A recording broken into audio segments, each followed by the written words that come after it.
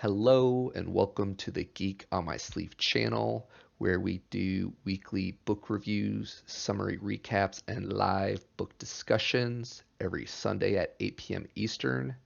My name is Karl, and today we have our good friend Ba joining us for a spoiler-free book review of Throne of Glass, Book 1 by Sarah J Maas. Thanks for joining me today, Ba. Thanks for having me again. Always a pleasure, miss. Peter has already recorded his thoughts on the book, so Ba and I are doing this recording together in person, and we'll throw Pete's thoughts on this book hopefully into the video later. If you enjoy the content, please like and subscribe. For this book, the audio length is 12 hours 47 minutes. The page number is 415. Some quick housekeeping. We are counting this book towards our 52 book challenge. Our goal to get 52 books on our channel for the year of 2020. Before we get into the different ratings, if you could be so kind, Ba, help me kind of summarize the book for the audience. The book tells the story of Selena Sardotian.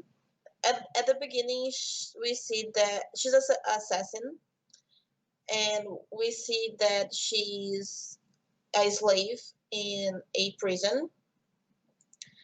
I think it's called Andover. I don't know how to pronounce it. And while she's there, she receives a visit from a person that takes her to another person, which happens to be the crown prince of Aurelia. And then she's invited, if we can say that a slave is invited for something, uh, to take part in a competition to be the king's champion, or to kill for the king. That's what she heard. She's told there. And what happens is that the same king is the king is the same one that sent her to this prison. Very good summary without getting into too much spoilers right there. All that happens, I want to say, the first couple of chapters. We both read the prequel and did the spoiler-free review of The Assassin's Blade and had the backstory. And then going into this in the first couple of chapters, just, oh my gosh, the emotions there, right? To be asked to kill for the guy that pretty much condemned you to this prison slash work camp.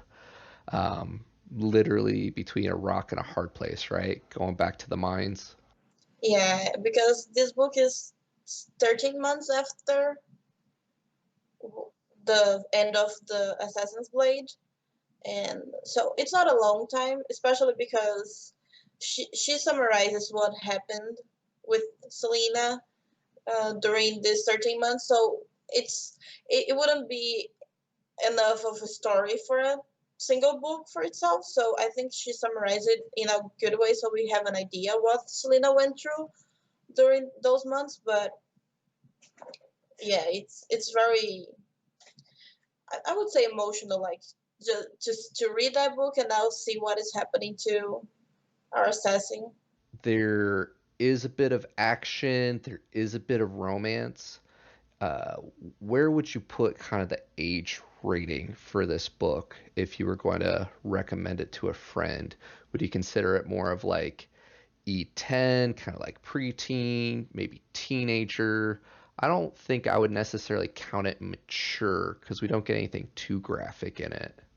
The recommended age off of Audible is 12 to 17, which puts the age rating for me at a T for teen. No, I wouldn't say it's 18 plus, but I think I would consider like For a 15, 16-year-old is a good age because even though it's not graphic, it still has some content there. I agree with you. It's a young adult book, and I think it's definitely that young adult portion of it. I wouldn't feel comfortable giving it to somebody too young because there is a bit of romance. Well, there's a lot of romance from my perspective. But yeah, absolutely fair. Out of an overall 5-star rating, where would you put it for yourself? Overall, I would put it at a 3 personally because it's not really my flavor of book. But in the space of young adult, I'd put it at a 4. I would put it a little higher if it was to a female young adult because that's a lot of the basis of this book. So 4.5 if it was, giving it to a female young adult. 3 just because I enjoy different epic fantasies. I'm more combat oriented. Assassin tropes, it's a lot more, I guess, over and done with pretty quick. A lot more stealth and subterfuge and I think I would put it a 4 Okay. because forgetting about the prequel, this is the introduction to the story, and it's a long story. It's like 7, 8 books. I don't recall. Uh, and I think it's a good start because it is something that you're like, okay, I want to know what's going to happen next. It's not like, oh yeah, it's the book is over. Maybe I'll read the second, maybe not. For me, I really enjoyed the story.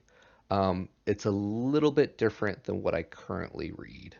Um, it's definitely young adult. I enjoyed a lot of the fantasy aspects of it. I enjoyed the romance, but I feel it's kind of written for a different audience. If I was rating this for myself, I would probably put it around a 3-star.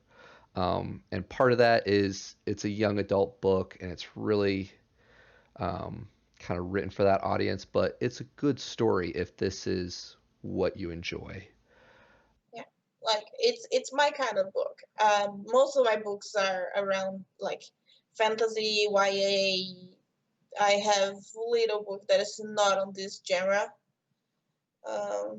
But I gave a 4 stars because I have a big I mentioned this on the Assassin's Blade review that my problem is that it's reading third person, and I was actually studying a little bit about the types of writing like first person, third person, and now I understand a little bit better why they would she Sarah wrote in third person because usually third person is when you want to the focus is not the main character, the focus is the story.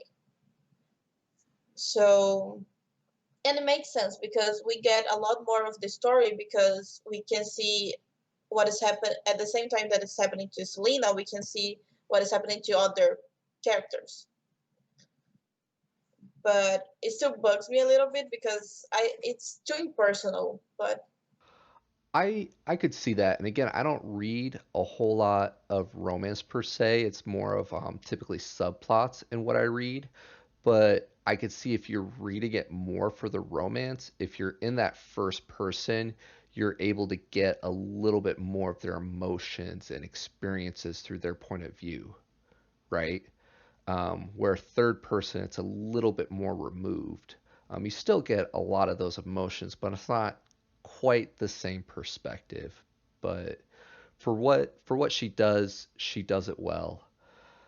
Um, Out of 5 stars, how do you feel Sarah J Maas did with scaling and progression for this story, as far as like the pacing goes throughout it? scaling and progression.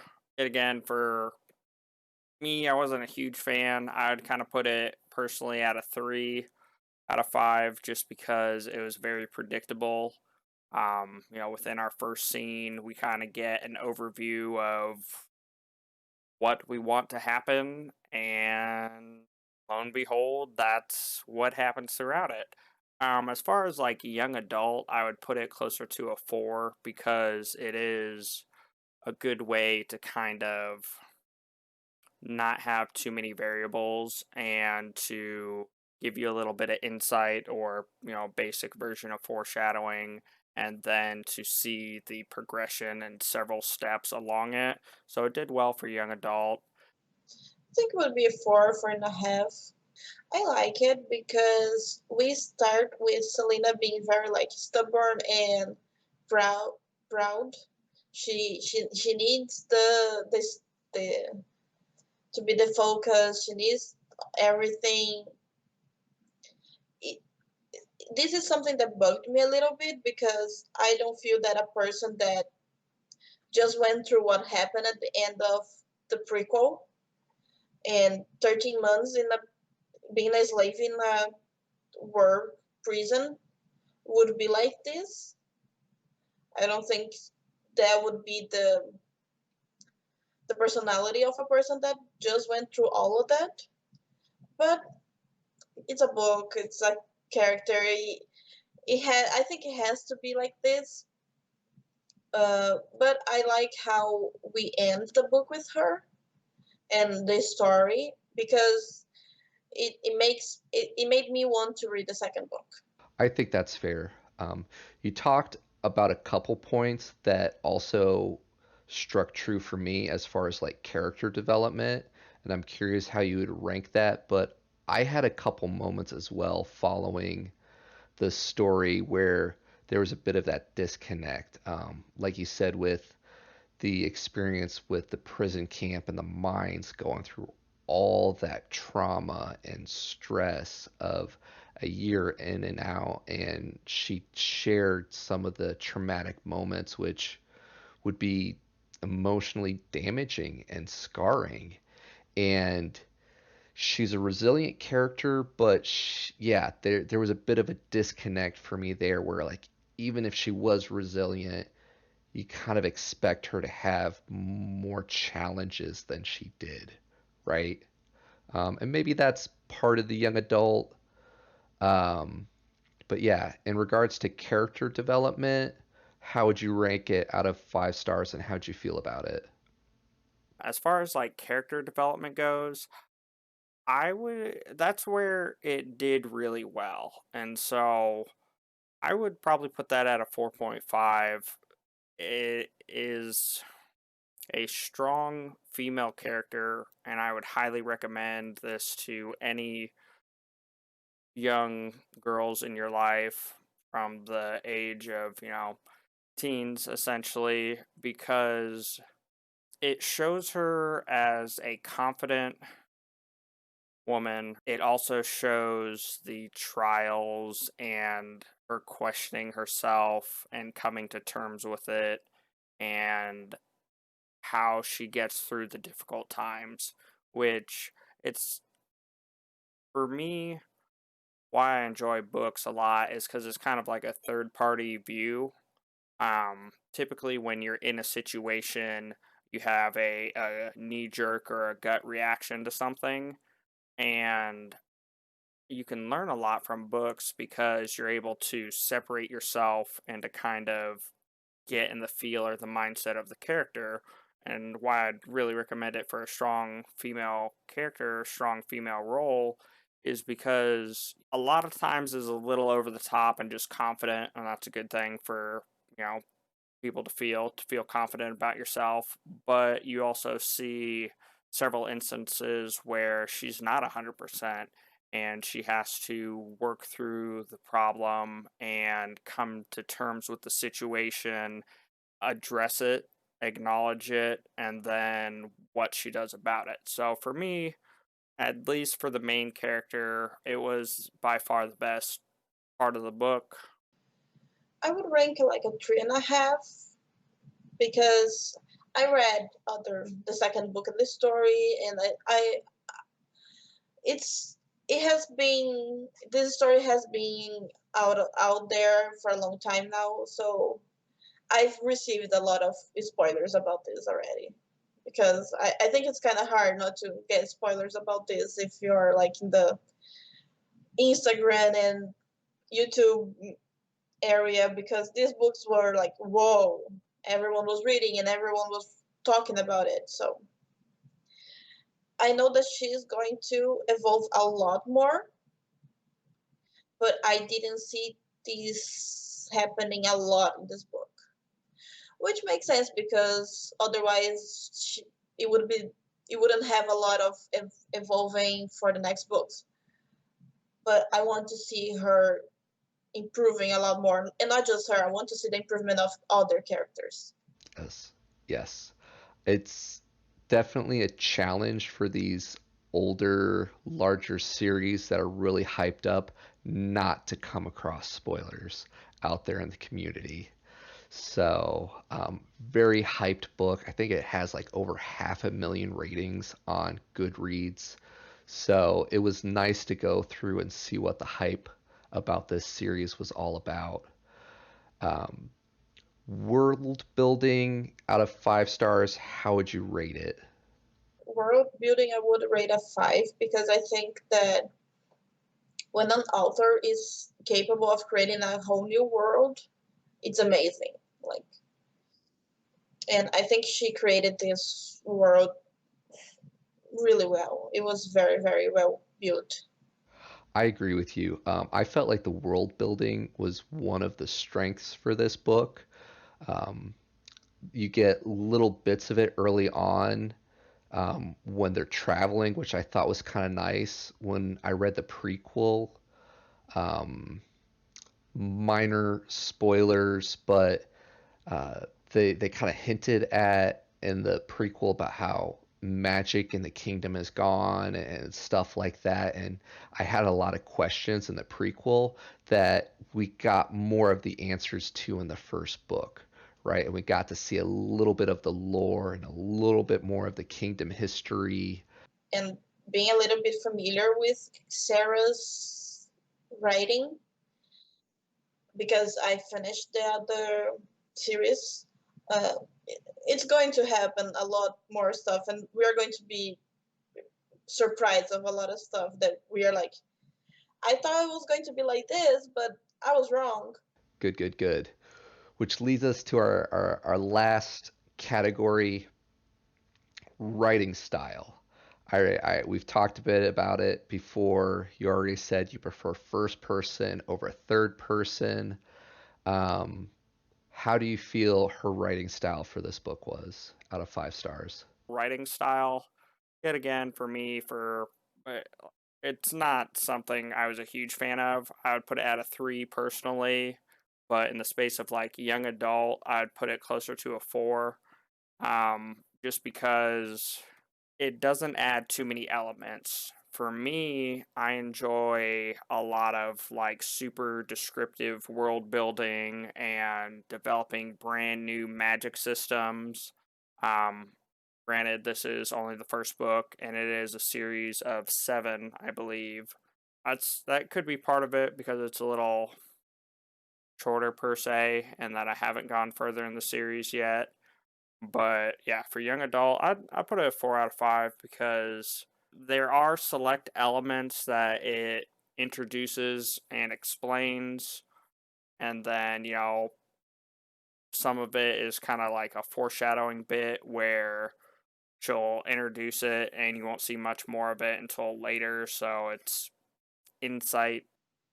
So, since I already have some experience with Sarah, it's a little bit hard to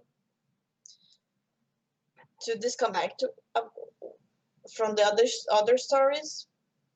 I for this book I would give it 3.5 stars because again, I'm not a big fan of third person, and I'm starting to. I'm a big fan of the author, but I'm getting a little bit like it's a little bit of it's all a little bit of the same. All her books are like very similar. They are all about the same fantasy stuff category. So it's hard to talk about something in how many books and not be very similar one to the other. But It's one of those things that if you like an author because of those things, because of that style, it's great. But I can think of a couple authors where it just gets tiresome. It was nice, it was refreshing at first, but after you've read the same similar book over and over again, you kind of want something a little bit different, right? I think it's hard for some authors to disconnect from their story, especially when the story was very famous and everybody loved it. So because they realized it worked. Right. So why not keep doing it again and again, right? Yeah. I mean, we hope they do it for the love of writing, but if you have a really successful story that does well, I could see the temptation to try to recreate your work. And like, Jesus, what is happening to this year? Because all the authors are going back to their previous worlds and stuff that they created. So, final thoughts. Are we going to be doing a Geek Out stream on it? Yes, no, maybe. Yes, if you follow the channel, this is scheduled for May 31st, 2020, Sunday, 8 p.m. Eastern. We will be covering both the prequel and the first book, Throne of Glass, in it. Ba is going to be able to join us and looking forward to continuing the discussion there. Thanks for joining me, Ba. Thanks for having me again. Yeah, looking forward to it. Feel free to stop by. If you are watching this later, we will be linking a card above. Any information we have will be in the video description below. Thank you. Bye.